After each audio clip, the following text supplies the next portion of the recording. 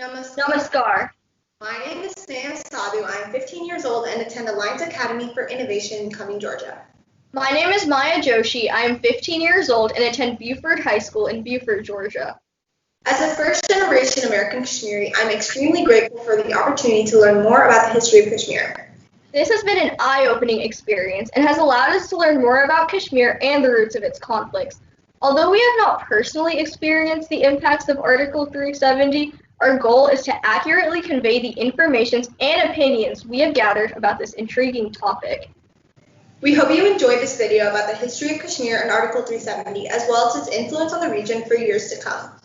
We'll be teleporting through the past, present, and future of Kashmir as we discuss the events that took place and will take place. This information will be necessary to understand the original events leading up to the Exodus and Article 370. Let's go!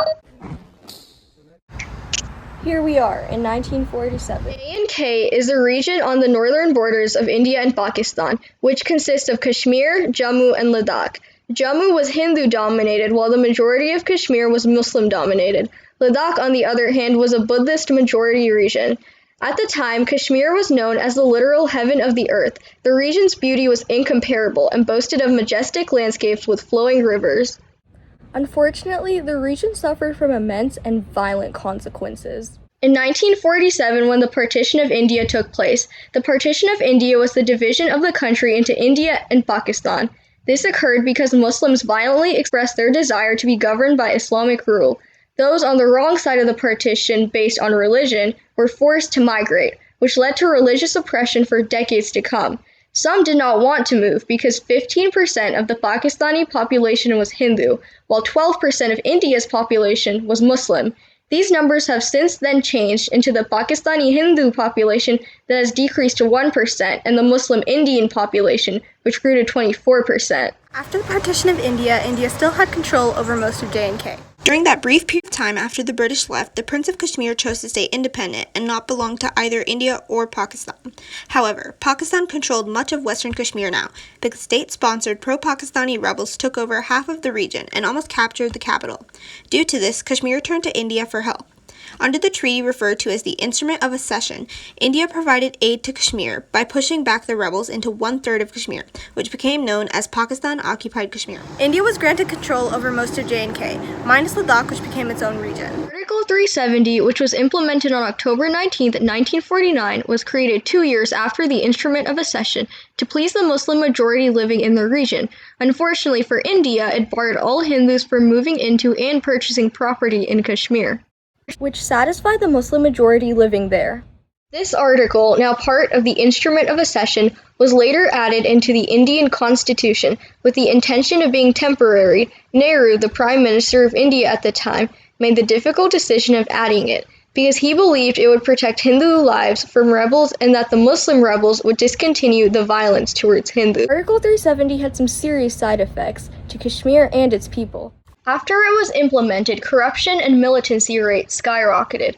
There were more recorded incidents of violence, and several struggled with cultural identity. J&K's now democratic election led to a Muslim prime minister, Abdullah Sheikh, due to the Muslim majority residing in Kashmir. The ruler wanted for Kashmir to belong to Pakistan, so he decided to propose Article 370 to India, which they agreed to. At the same time, he conspired with Pakistan to create violence in Kashmir, giving India no choice but to give it independence. However, India recognized Sheikh's intentions and jailed him in the early 50s for crimes against his own state. This sparked a war in the J&K and led to Hindu oppression over an extended period of time. Now we will fast forward about 50 years. Here we are in 1990, the year of the first attacks on Hindu Kashmiri pundits. These pundits were an integral part in society, whose roles were to dedicate their lives to the teachings of Hinduism. They had the authority to perform Hindu rituals and were highly respected people. January 19th is described as the beginning of the genocide of Kashmiri Hindus, or as it is also known as, the Indian Holocaust Day. This was because of the JKLF, a Muslim organization dedicated to driving non-Muslims out of Kashmir in order to establish a Quran-based government. This unlawful terrorist organization that consisted of Pakistani militants circulated hit lists of Hindu priests and prominent Hindu politicians and officials. This organization was also later discovered to be associated with Al-Qaeda, the extremists infamous for killing over 2,000 people in the United States Twin Towers attack in 2001 and the attempted attack on the Pentagon. New Yorker, a prestigious magazine, writes, "The carnage was especially intense, with massacres, arsons, forced conversions, and mass abductions. Over 75,000 women were raped and brutally killed. Even Muslim civilians contributed to the deaths of Hindus.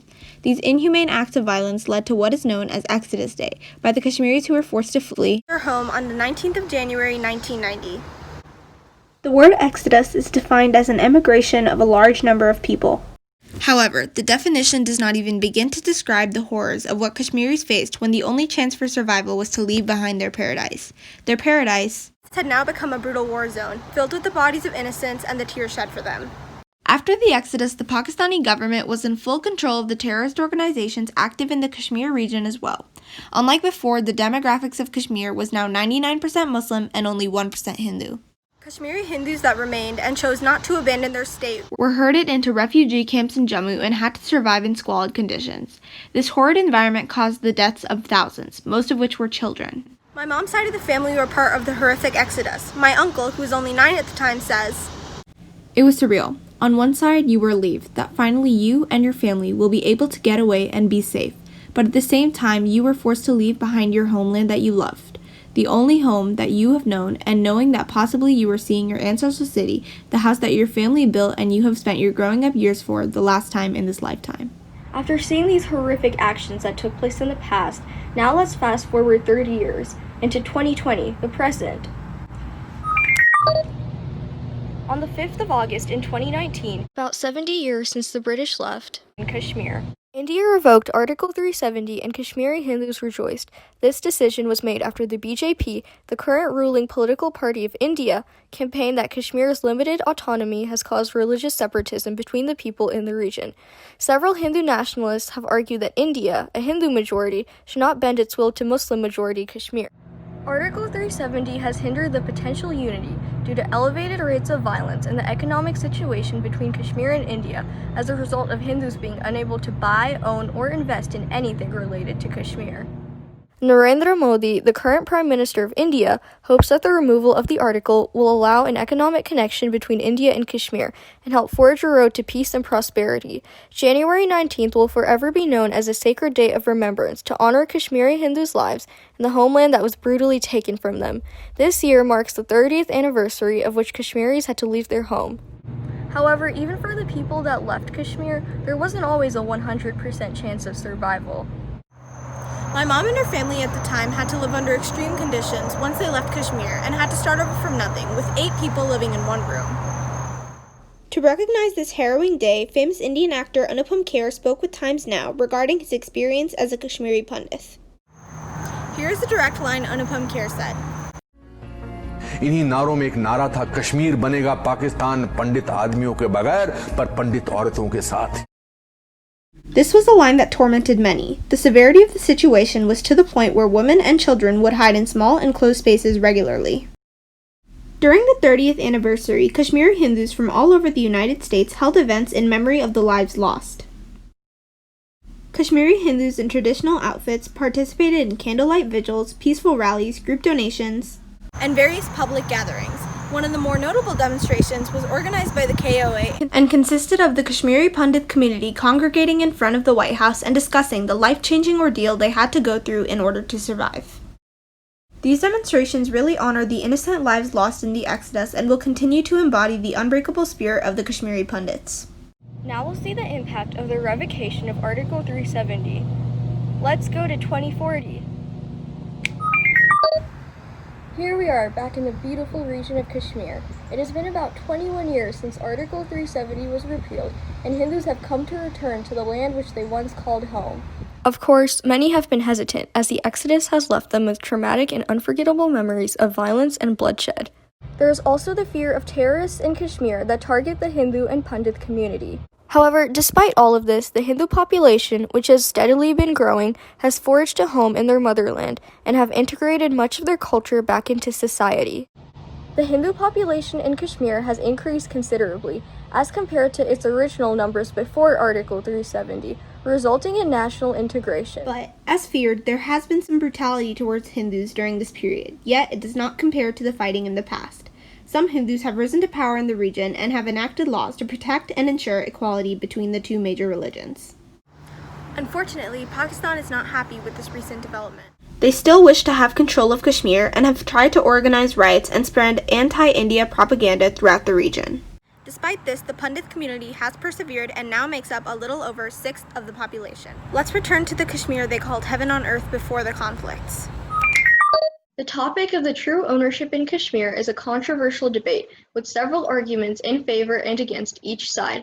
However, the one side everyone can agree on is that the Exodus was a horrifying tragedy that should have never happened.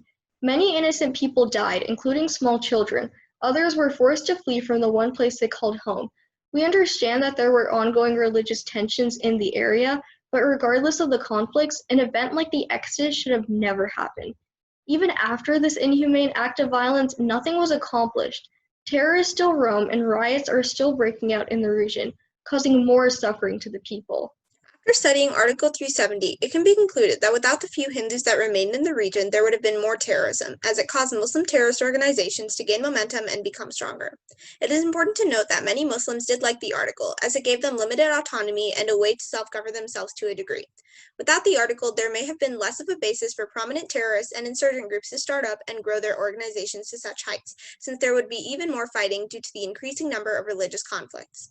Fortunately, the article was repealed and the lives lost during the horrific event were honored through the Kashmiris that now tell their stories. We hope this video has been informative and effective in delivering the knowledge that we have gathered about the history of Kashmir and Article 370.